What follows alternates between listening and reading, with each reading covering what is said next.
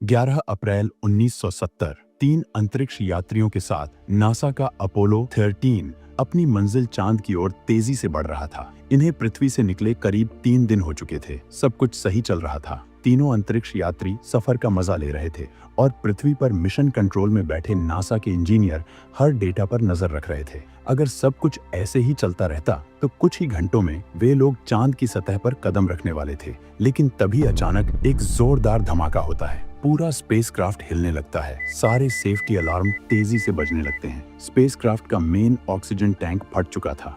Oxygen तेजी से खत्म हो रही थी और वे लोग पृथ्वी से करीब 3,22,000 किलोमीटर दूर थे। इतनी ज्यादा दूरी पर कोई भी मदद भेजना नामुमकिन था। उनका वहां से वापस आना भी बहुत मुश्किल था। तीनों एस्ट्रोनॉट बिना पर्याप्त ऑक्सीजन के पृथ्वी से सुदूर अंधेरे अंतरिक्ष में खो चुके थे। अब चांद पर जाना तो दूर की बात है। सवाल ये है कि क्या ये एस्ट्रोनॉट्स धरती पर जिंदा वापस आ भी पाएंगे या नहीं। तो आज की इस वीडियो में हम जानेंगे नासा के अपोलो 13 मिशन की पूरी कहानी। तो मेरा नाम है अनिरुद्ध और चलिए शुरू करते हैं आज की ये वीडियो। इस कहानी की शुरुआत होती 25 मई 1961 को, जब अमेरिकी राष्ट्रपति जॉन एफ कैनेडी ने सभी अमेरिकन से एक ऐतिहासिक वादा किया था, जिसमें उन्होंने कहा कि इस दशक के अंत तक अमेरिका एक इंसान को चांद पर उतारेगा और उसे सुरक्षित वापस लाएगा। Before this decade is out, of landing a man on the moon and returning him safely to the earth. इसी मिशन को अंजाम देने के लिए नासा ने अपोलो प्रोग्राम शुरू किया। इसी प्रोग्राम के तहत 20 जुलाई 1969 को अपोलो 11 मिशन के जरिए नील आर्मस्ट्रॉन्ग पहले इंसान बने जिन्होंने चांद की सतह पर कदम रखा। ये इंसानों के लिए एक बहुत बड़ी उपलब्धि थी। नील आर्मस्ट्रॉन्ग के साथ बज ऑल्ड्रिन भी थे, जो चांद को छूने वाले दूसरे इंसान बने। उन्होंने चांद पर करीब 24 घंटे बिताए और फिर नासा उन्हें सुरक्षित धरती पर ले आया। इस मिशन के लॉन्च को देखने के लिए करीब 10 लाख लोग जमा हुए थे। इसके ठीक 4 महीने बाद नासा ने एक बार फिर अपोलो 12 के जरिए इंसानों को चांद पर भेजा। इन दोनों सफल मिशंस के बाद जब अपोलो 13 को लॉन्च किया जा रहा था, तब अमेरिकी लोगों को ये एक आम सी रूटीन स्पेस फ्लाइट लग रही थी। लोगों का इंटरेस्ट अब मून लैंडिंग से हट चुका था। यहाँ तक कि किसी भी न्यूज चैनल ने इसके लॉन्च को टेलीकास्ट नहीं किया। लेकिन जल्दी ही ये मिशन पूरी दुनिया का ध्यान अपनी ओर खींचने वाला था। 11 अप्रैल 1970 फ्लोरिडा के कैनेडी स्पेस सेंटर से अपोलो 13 को सफलतापूर्वक लॉन्च किया जाता है। इसके लॉन्च को देखने के लिए करीब 2 लाख लोग आए थे। इस मिशन में 3 अंतरिक्ष यात्री थे, commander Jim Lovell, command module pilot Jack Swigert और lunar module pilot Fred Haise. ये तीनों अंतरिक्ष यात्री चांद के फ्रा मोरो क्रेटर पर उतरने वाले थे, जो चांद की सतह पर एक विशाल गड्ढा है। ये साइट इसलिए चुनी गई थी क्योंकि यहाँ पर चांद और पृथ्वी की उत्पत्ति के बारे में महत्वपूर्ण जानकारी मिल सकती है। इस मिशन में समस्या आना लॉन्च के समय से ही शुरू हो चुकी थी। जब रॉकेट अंतरिक्ष की ओर जा रहा था, तब उसका एक इंजन काम करना बंद कर देता है। लेकिन फिर भी नासा बचे हुए 4 इंजन की मदद से एस्ट्रोनॉट्स को अंतरिक्ष में भेज देता है। अब इससे पहले कि हम कहानी में आगे बढ़े, हमें पहले इस स्पेसक्राफ्ट की डिजाइन को समझना होगा। ये स्पेसक्राफ्ट मेनली 3 कंपोनेंट से मिलकर बना था। पहला कमांड मॉड्यूल, जिसमें एस्ट्रोनॉट्स बैठे थे, और यही मेन स्पेसक्राफ्ट था जो उन्हें वापस धरती पर लाने वाला था। इसमें एस्ट्रोनॉट्स के रहने और खाने पीने की सुविधा थी। इसी में लगी कंप्यूटर्स और नेविगेशन सिस्टम से वो लोग नासा से संपर्क में थे। दूसरा सर्विस मॉड्यूल, इसका काम कमांड मॉड्यूल में लाइफ सपोर्ट को बनाए रखना था। इसमें फ्यूल सेल्स थे जिनका काम बिजली बनाना था, और साथ ही कुछ ऑक्सीजन और हाइड्रोजन के टैंक्स भी थे। ये दोनों स्पेसक्राफ्ट का ईंधन था। इन्हीं टैंक्स की मदद से कमांड मॉड्यूल में बैठे एस्ट्रोनॉट्स के लिए हवा, पानी और बिजली का इंतजाम होता था। तीसरा हिस्सा था लूनर मॉड्यूल, जिसका काम था एस्ट्रोनॉट्स को चांद पर उतारना और वहां से वापस लाना। इसमें 2 लोगों का ही लाइफ सपोर्ट सिस्टम था। दरअसल प्लान के मुताबिक जब अपोलो स्पेसक्राफ्ट चांद के ऑर्बिट में पहुंचेगा, तब कमांड मॉड्यूल में से 2 एस्ट्रोनॉट्स लूनर मॉड्यूल में शिफ्ट होंगे। उसके बाद लूनर मॉड्यूल मेन स्पेसक्राफ्ट से अलग होगा और धीरे धीरे चांद की सतह पर उतरेगा, और तब तक बचा हुआ एक एस्ट्रोनॉट्स चांद के ऑर्बिट में चक्कर लगाता रहेगा। फिर चांद पर जब एस्ट्रोनॉट्स का काम पूरा हो जाएगा, तब ये लूनर मॉड्यूल 2 भागों में अलग हो जाएगा। नीचे वाला भाग हमेशा के लिए चांद पर ही रहेगा, जबकि ऊपर वाले भाग में एस्ट्रोनॉट्स बैठकर वापस मेन स्पेसक्राफ्ट यानी कमांड मॉड्यूल में आ जाएंगे और फिर वापस धरती की ओर अपनी यात्रा शुरू करेंगे। यहाँ पर ध्यान देने वाली बात यह है कि इस लूनर मॉड्यूल का खुद का लाइफ सपोर्ट सिस्टम है। यानी यह 2 एस्ट्रोनॉट्स को चांद पर उतारने से लेकर वापस अपोलो यान में आने तक बिजली और ऑक्सीजन इत्यादि की सप्लाई देता रहेगा। तो चलिए अब अपनी कहानी पर वापस आते हैं। अपोलो 13 अब पृथ्वी के कक्षा में प्रवेश कर चुका था और फिर इसे चांद की ओर रवाना किया गया। पृथ्वी से चंद्रमा तक पहुंचने में लगभग 4 दिन लगते हैं। लॉन्च के लगभग 55 घंटे बाद अपोलो 13 अपनी आधी से ज्यादा दूरी तय कर चुका था। मिशन की शुरुआत से ही अंतरिक्ष यात्री ह्यूस्टन में मौजूद नासा के मिशन कंट्रोल से लगातार संपर्क में थे। फिर वे लोग एक टेलीविजन ब्रॉडकास्ट रिकॉर्ड करते हैं, इस उम्मीद में कि ये टीवी पर टेलीकास्ट होगा, जिसमें उन्होंने दिखाया कि जीरो ग्रेविटी में वे किस तरह से रह रहे हैं और उनका स्पेसक्राफ्ट अंदर से कैसा है। हालांकि अपोलो 13 के लॉन्च की तरह इस लाइव ब्रॉडकास्ट को भी किसी भी टीवी चैनल ने प्रसारित नहीं किया। लोगों का अपोलो मिशनों में इंटरेस्ट कम हो चुका था, जिस कारण अंतरिक्ष यात्रियों की रोजमर्रा की गतिविधियों को देखने में किसी ने खास दिलचस्पी नहीं ली। लेकिन किसी को अंदाजा नहीं था कि जिस प्रसारण को दुनिया ने नजरअंदाज कर दिया, उसके कुछ ही मिनटों बाद ऐसी घटना घटने वाली थी जो पूरी दुनिया का ध्यान अपनी ओर खींच लेगी। इस लाइव ब्रॉडकास्ट को खत्म करने के बाद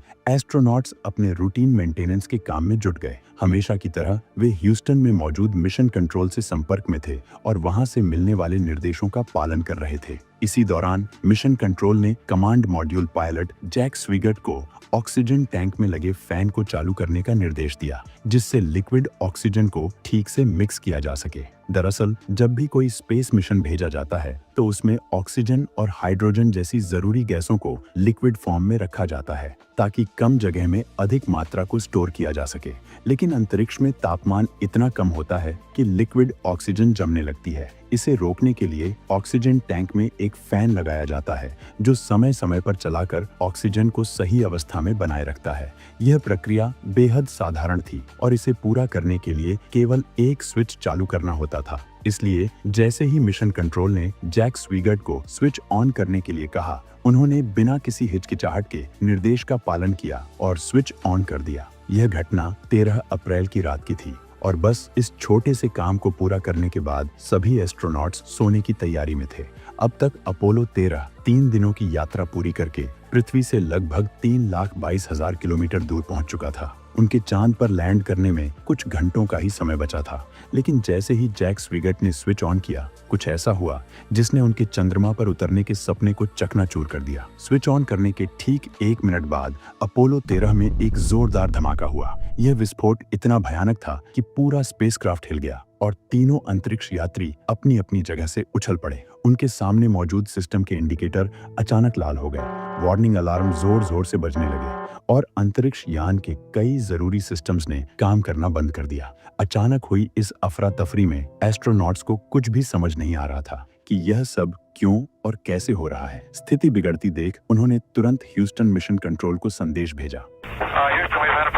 इस दौरान ह्यूस्टन मिशन कंट्रोल को भी नहीं पता था कि आखिर अपोलो 13 में इतनी गंभीर गड़बड़ी कैसे हुई और इसकी वजह क्या थी। हालांकि मिशन कंट्रोल और स्पेसक्राफ्ट के डगमगाते सिस्टम डेटा से यह साफ हो चुका था कि स्थिति बेहद गंभीर है। लेकिन सबसे डरावनी रीडिंग ऑक्सीजन टैंकों की थी। वे लोग स्क्रीन्स पर देख पा रहे थे कि एक ऑक्सीजन टैंक पूरी तरह खाली हो चुका था, जबकि दूसरे टैंक की रीडिंग तेजी से गिर रही थी। इस समय पूरे मिशन कंट्रोल में सन्नाटा छा गया। धमाके को हुए अब तक 13 मिनट बीत चुके थे, लेकिन किसी को यह समझ नहीं आ रहा था कि यह सब क्यों हो रहा है। तभी कमांडर जिम लोवेल ने खिड़की से बाहर झांका और उनका दिल दहल गया। उन्होंने ह्यूस्टन को रिपोर्ट किया कि स्पेसक्राफ्ट से कोई गैस तेजी से बाहर निकल रही है। इस दृश्य को देखते ही सारी कड़ियां जुड़ने लगी। मिशन कंट्रोल को यह समझ में आने लगा कि अपोलो 13 के साथ क्या हुआ था और वे कितनी बड़ी मुसीबत में फंस चुके थे। असल में जब फैन का स्विच ऑन किया गया, तभी ऑक्सीजन टैंक में लगे फैन की वायरिंग में एक छोटा सा स्पार्क हुआ। चूंकि वहां प्योर ऑक्सीजन मौजूद थी, इस छोटे से स्पार्क ने तुरंत आग का रूप ले लिया, जिससे ऑक्सीजन टैंक में एक जोरदार विस्फोट हुआ। यह टैंक नंबर 2 था, जो इस धमाके में पूरी तरह नष्ट हो चुका था। लेकिन परेशानी यहीं खत्म नहीं हुई। इस विस्फोट की वजह से पास में रखा ऑक्सीजन टैंक नंबर 1 भी बुरी तरह डैमेज हो गया। जिससे उसकी ऑक्सीजन भी तेजी से लीक होने लगी। धमाके की शक्ति इतनी ज्यादा थी कि सर्विस मॉड्यूल की साइड का एक बड़ा पैनल उखड़कर स्पेस में चला गया। सबसे बड़ी परेशानी यह थी कि सर्विस मॉड्यूल में केवल 2 ही ऑक्सीजन टैंक थे, जिनका काम कमांड मॉड्यूल में मौजूद अंतरिक्ष यात्रियों को सांस लेने के लिए हवा, पानी और बिजली का इंतजाम कराना था। धमाके की वजह से न केवल ऑक्सीजन टैंक बर्बाद हो गए,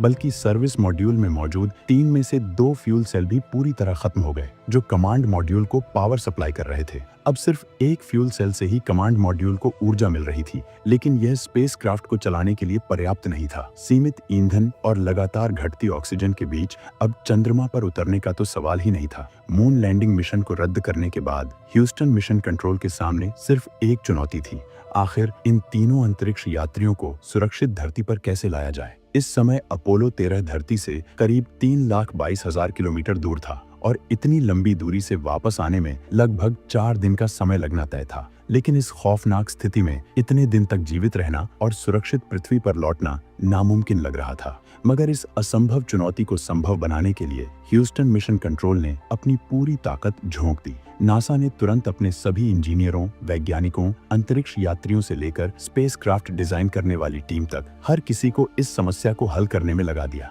जहां पहले अपोलो 13 को लोगों और मीडिया का ज्यादा अटेंशन नहीं मिल रहा था, वहीं अब यह मिशन दुनिया भर की हेडलाइन बन चुका था। सभी लोग टेलीविजन स्क्रीन से चिपके बैठे थे और हर एक अपडेट का इंतजार कर रहे थे। दूसरी तरफ अंतरिक्ष में मौजूद एस्ट्रोनॉट्स बेहद मुश्किल हालातों का सामना कर रहे थे। जिस कमांड मॉड्यूल में वे सवार थे, उसकी पावर सप्लाई अब कुछ ही समय के लिए ही बची थी, जिससे सफर जारी रखना और सुरक्षित पृथ्वी तक लौटना लगभग असंभव हो गया था। धरती पर मिशन कंट्रोल लगातार एक सुरक्षित रास्ता खोजने में जुटा था, ताकि एस्ट्रोनॉट्स को सही सलामत वापस लाया जा सके। उनके पास मुख्य रूप से 2 विकल्प थे। पहला विकल्प था कि सर्विस मॉड्यूल के मेन इंजन का उपयोग करके पूरे स्पेसक्राफ्ट को पृथ्वी की ओर मोड़ दिया जाए। यह सबसे छोटा और तेज रास्ता था, जिससे महज 2 दिनों में वापसी संभव हो सकती थी।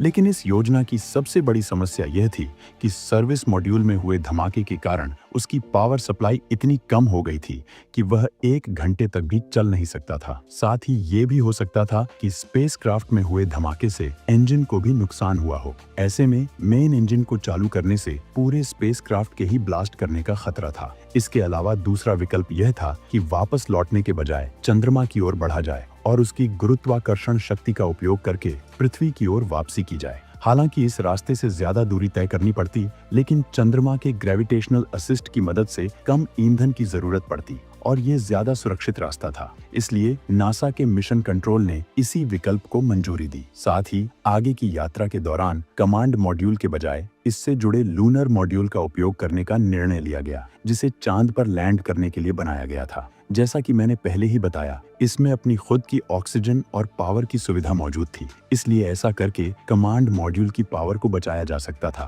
ताकि उसे धरती में री एंट्री के समय इस्तेमाल किया जा सके। यह महत्वपूर्ण फैसला लेने में पहले ही काफी समय बीत चुका था और कमांड मॉड्यूल की पावर लगभग खत्म होने वाली थी। धमाके के करीब 1 घंटे बाद मिशन कंट्रोल ने एस्ट्रोनॉट्स को निर्देश दिया कि वे कमांड मॉड्यूल के सभी सिस्टम बंद कर दें और लूनर मॉड्यूल में शिफ्ट हो जाएं। अब उन्हें लूनर मॉड्यूल को एक लाइफ बोट की तरह इस्तेमाल करके आगे की यात्रा पूरी करनी थी। हालांकि इस सफर में उन्हें कई परेशानियों का सामना करना पड़ा, क्योंकि लूनर मॉड्यूल को इस तरह की मुश्किल यात्रा के लिए डिजाइन ही नहीं किया गया था। इसका मैकेनिज्म और उसकी बनावट ऐसे लंबे और जोखिम भरे सफर के लिए सही नहीं थे, लेकिन अंतरिक्ष यात्रियों के पास इसे अपनाने के अलावा और कोई विकल्प नहीं था। लूनर मॉड्यूल को मूल रूप से केवल 2 अंतरिक्ष यात्रियों के लिए और अधिकतम 45 घंटे की यात्रा के लिए डिजाइन किया गया था, लेकिन इस समय 3 एस्ट्रोनॉट्स को उसी छोटे से मॉड्यूल में लगभग 90 घंटे तक सफर करना था। इसके अलावा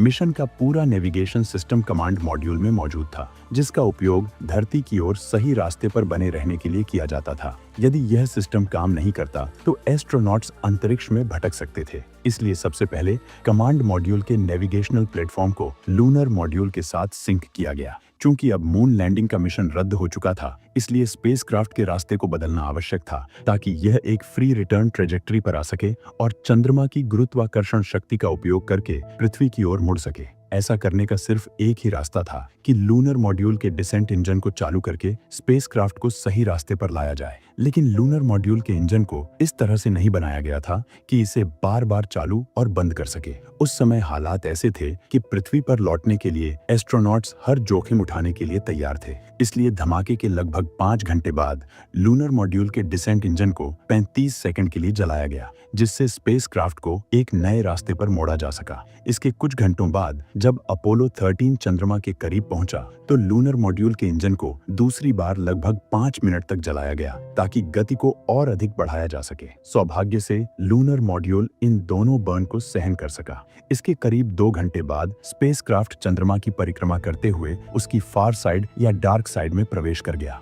अब स्पेसक्राफ्ट और धरती के बीच में चांद आ चुका था, इसलिए कुछ समय के लिए मिशन कंट्रोल का एस्ट्रोनॉट्स के साथ संपर्क टूट चुका था। इस समय स्पेसक्राफ्ट पृथ्वी से 4 लाख किलोमीटर से भी अधिक दूरी पर था, जो एक ऐतिहासिक रिकॉर्ड बन गया।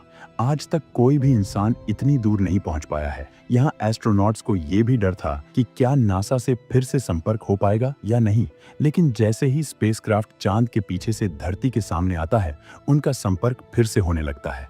अब धीरे धीरे लूनर मॉड्यूल की भी पावर खत्म होने लगी थी, जिससे उसका लाइफ सपोर्ट एस्ट्रोनॉट्स के धरती तक पहुंचने के लिए ऑपरेशनल नहीं रह सकता था। इसके लिए लूनर मॉड्यूल के भी कई सिस्टम को बंद किया गया। बंद किए गए उपकरणों में वे हीटर भी शामिल थे, जो ठंडे अंतरिक्ष में एस्ट्रोनॉट्स को गर्म रखने का काम कर रहे थे। दरअसल अंतरिक्ष में तापमान -270 डिग्री तक गिर जाता है, लेकिन अब स्पेसक्राफ्ट के पास पावर सप्लाई बहुत कम बची थी, इसलिए उन्हें हीटर को बंद करना पड़ा। इनके बंद होने से एस्ट्रोनॉट्स को भीषण ठंड का सामना करना पड़ा। तापमान इतना गिर चुका था कि उनका खाना तक जमने लगा था। स्पेसक्राफ्ट की खिड़कियों पर अब बर्फ जमने लगी थी। इतनी ठंड में उन्हें सोने में भी दिक्कत हो रही थी। दूसरी बड़ी समस्या पानी की थी। इस लंबे सफर के लिए लूनर मॉड्यूल में पर्याप्त पानी भी मौजूद नहीं था, इसलिए उन्हें हर दिन सिर्फ 1 ग्लास पानी पीकर जिंदा रहना था। हालांकि एक राहत की बात थी कि लूनर मॉड्यूल में ऑक्सीजन की कोई कमी नहीं थी।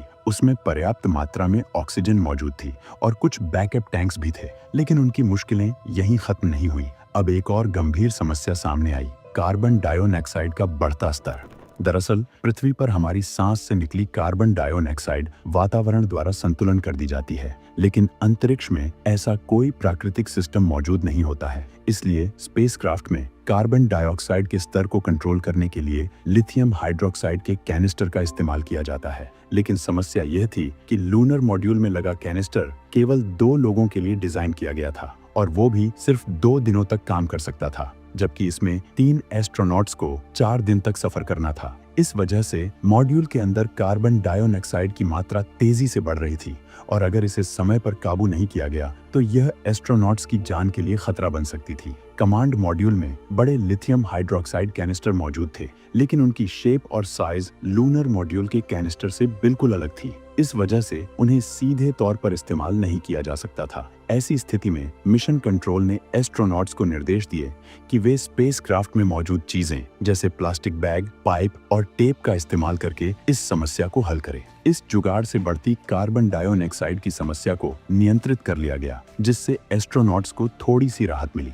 लेकिन जब वो लोग पृथ्वी के करीब पहुंचते हैं तो उन्हें एक और बड़ी समस्या का सामना करना पड़ता है। उनका पृथ्वी में री एंट्री एंगल सही नहीं था। दरअसल पृथ्वी के वातावरण में प्रवेश करने के लिए सही एंगल का होना बेहद जरूरी था। अगर री एंट्री एंगल थोड़ा सा भी कम होता तो स्पेसक्राफ्ट वायुमंडल से टकराकर बाउंस बैक करके सीधा अंतरिक्ष में चला जाता और फिर कभी धरती पर वापस नहीं लौट पाता। बिल्कुल वैसे ही जैसे तालाब में एक पत्थर को खास एंगल पर फेंकने पर वह पानी की सतह पर उछलने लगता है, और अगर एंगल ज्यादा होता तो अंतरिक्ष यान वातावरण में प्रवेश करते ही जलकर नष्ट हो सकता था। अब इसे सही करने का सिर्फ एक ही रास्ता था कि एक बार फिर से लूनर मॉड्यूल के इंजन को चालू करके करेक्शन करना। लेकिन प्रॉब्लम ये थी कि उन्होंने स्पेसक्राफ्ट के नेविगेशन सिस्टम को बंद कर दिया था और वे उसे चालू भी नहीं कर सकते थे, क्योंकि उन्हें बिजली भी बचानी थी।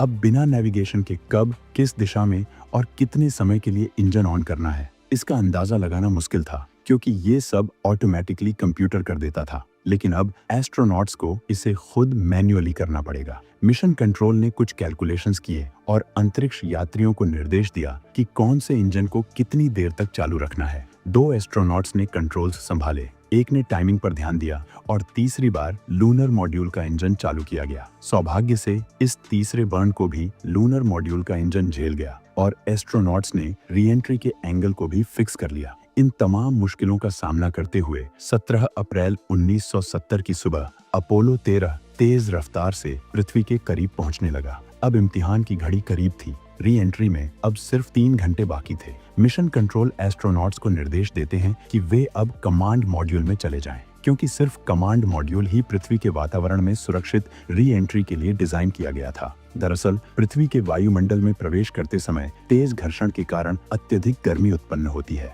इस घातक तापमान से बचाने के लिए कमांड मॉड्यूल के नीचे एक विशेष हीट शील्ड लगी होती है जो अंतरिक्ष यात्रियों की सुरक्षा सुनिश्चित करती है। इसलिए री एंट्री से ठीक पहले उन्होंने लूनर मॉड्यूल को छोड़कर कमांड मॉड्यूल में शिफ्ट होने की प्रक्रिया शुरू कर दी। लेकिन यहाँ एक और समस्या थी। कई दिनों से कमांड मॉड्यूल बंद पड़ा था, जिसकी वजह से उसका तापमान बहुत नीचे चला गया था। मॉड्यूल की वॉल्स, सीलिंग, फ्लोर, वायर्स और कंट्रोल पैनल समेत हर चीज पानी की बूंदों से ढकी हुई थी। धरती पर मौजूद मिशन कंट्रोल को इस बात की चिंता थी कि क्या कमांड मॉड्यूल दोबारा चालू हो पाएगा या नहीं। हालात बेहद मुश्किल थे, लेकिन तमाम प्रयासों के बाद आखिरकार बची हुई ऊर्जा की मदद से कमांड मॉड्यूल फिर से चालू हो गया। अब पृथ्वी महज 2 घंटे की दूरी पर थी। इसी दौरान कमांड मॉड्यूल से सर्विस मॉड्यूल को अलग कर दिया गया। जब अंतरिक्ष यात्रियों ने दूर जाते सर्विस मॉड्यूल की तस्वीरें ली तो उन्हें दिखा कि धमाके की वजह से उसका एक पूरा पैनल उखड़ चुका था। इसके कुछ समय बाद पृथ्वी के वायुमंडल में प्रवेश करने से पहले कमांड मॉड्यूल से लूनर मॉड्यूल को भी अलग कर दिया गया। यह वही मॉड्यूल था जिसका इस्तेमाल अब तक एक लाइफ बोट की तरह किया गया था। आमतौर पर लूनर मॉड्यूल को चांद के ऑर्बिट में छोड़ दिया जाता है, पर इस मिशन में ऐसा नहीं किया गया, क्योंकि ये लूनर मॉड्यूल ही था जिसने अभी तक एस्ट्रोनॉट्स को जिंदा रखा था। अब इसके बाद कमांड मॉड्यूल को अर्थ के एटमॉस्फेयर में री एंट्री करनी थी और पैसिफिक ओशन में एक तय इलाके के अंदर गिरना था।